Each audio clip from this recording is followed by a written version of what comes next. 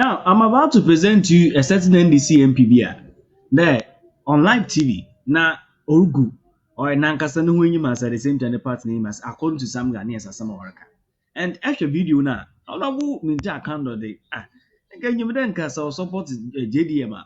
I'm supporting the power, but this time around, or just some more focus no, but as I know what you man, so still as some non host of the shows in the debut as some young fan.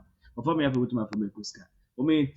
That manifesto that my chairman is referring to, it looks as though chairman has set out to set his own questions and is answering them. So what does he say? So let's read. Let me read the preamble. The preamble reads to motivate to yes, and that is paragraph 7.1.3, capacity building for health, isn't it? So to motivate health workers and provide additional capacity for service provision, the next NDC government will, and let's go to the queue, provide district hospitals in district where there is none. That's what this says. Yes, but that amounts. That cannot be. But did you see any 88 there? No. Read it again. Okay, let's read it. Provide district hospitals in district where there is none. Where there is none. Good. So listen to how many district hospitals? No, do not have you are getting it wrong. That's where you go wrong, and that's you are falling into the same trap. No, there are please. No, I mean, but please. You get it wrong. So please, relax.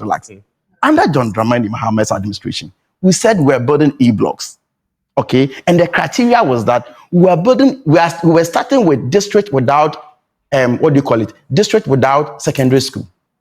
That was the criteria.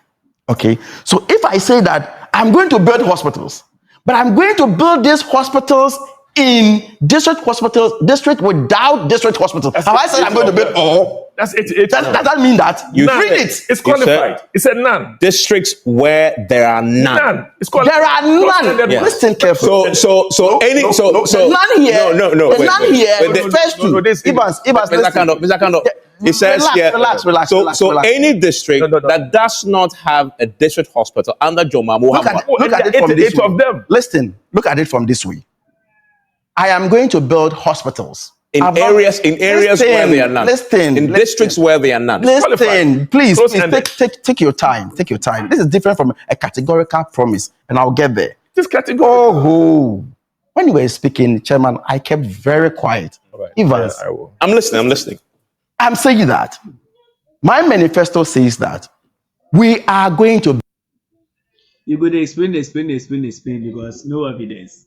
Now, if you don't say the comment section, do you think that the honorable Minta can and some more another tree? Now, apart from that, Dr. Mahmoud Bawumia so we face we dam no or a video. What may you think? This particular video, I think this is one of the most favorite videos on the internet right now because Dr. Mahmoud Bawumia has really done well with this particular project. Oh my God! I can't believe what I'm doing right now. What? Guys, guess what? I'm on the largest floating solar power plant in the whole of Africa. Guys, you should check this out. You need to check this out. The largest floating solar plant in the whole of Africa? No. Guys, I'm going to show you the brain behind this project right here in Ghana, West Africa. Bui Power, we are the first to do 5 megawatt solar in the whole of West Africa. We are the first to do 5 megawatts. And we saw that our engineers were up to the task. They did very well and they quickly learned. One disadvantage of solar plants is land usage. You need a large space of land to be able to put up the panels to generate power. And this is also not good environmentally, really. So, but if you look at this reservoir, if we put solar panels on the reservoir that we have now, we'll be talking about 5 to 10 gigawatts of power. Huge. Without even cutting a single tree. This is a 5 megawatt floating solar PV power plant. It is located on the saddle dam of the Bui Power Authority here in Bui,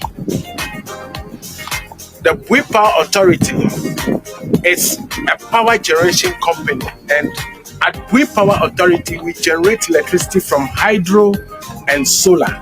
We have a 50 megawatt land-based solar system and a 5 megawatt floating solar facility, as you can see already here. The good news is that compared to the land-based solar facility, the floating solar is about 15 to 19% more efficient than the land-based.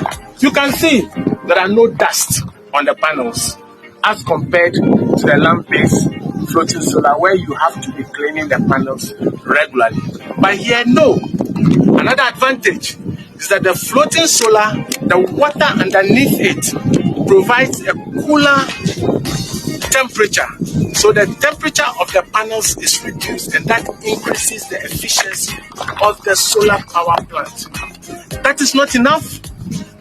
The base as it is, these solar systems have a bifacial facility. So the reflection of the sun on the water back to the base of the solar plant also generates more electricity. So we are getting more value for money. That is not enough. We have the fish. Most of the fingerlings are drilled underneath this floating solar system. So you can see, this is no other place than Ghana, between the Bono and the Savannah region. So I, as the CEO, have decided that we are going to increase it very quickly to add 10 more megawatts. And if the 10 more megawatts is also done at the time that we want, it means we better start looking more to floating solars than the land-based. This project on its own, it speaks for itself. But you've moved from that man's the NDC better why a baby with the tear than Ado. Why baby with the tear the MPP no kind of one why. Okay, look at this video. Just look at this video. Remind His Excellency the President that just in case he has forgotten that Parliament of Ghana is not an appendage of the executive arm of government. Neither is Parliament an extension of the office of the President. The Constitution of Ghana spells out in plain language when the President of the Republic of Ghana must do when Parliament passes a bill and present to His Excellency the President. The President must assent to the bill or must refuse to assent to the bill when it is presented to him as the President of the Republic. These are the only options, and in this case, there is no middle ground at all per the constitutional imperative. Ladies and gentlemen, let me also say that in the instance case of the Human Sexual Rights and Family Values Bill 2024, President Akufo-Addo has taken a strange and alien position, which is unknown to the Constitution of the Republic of Ghana. Given that Parliament has been injuncted in a matter of the President's nominee for the position of ministers and deputy ministers, it is obvious that this Honorable House is also unable and cannot approve those ministerial nominees His Excellency the President has also presented to Parliament. At this point, the President may have to be innovative, dynamic, and think out of the box by downsizing the size of his government. Let me say that merely piling on numbers by way of appointing ministers and deputy ministers does not signal to the people of Ghana that the President understands the seriousness. But I want to urge that it is obvious that His Excellency the President has breached the Constitution, and we will advise ourselves. In the coming days, don't be surprised that we will begin impeachment proceedings against the President.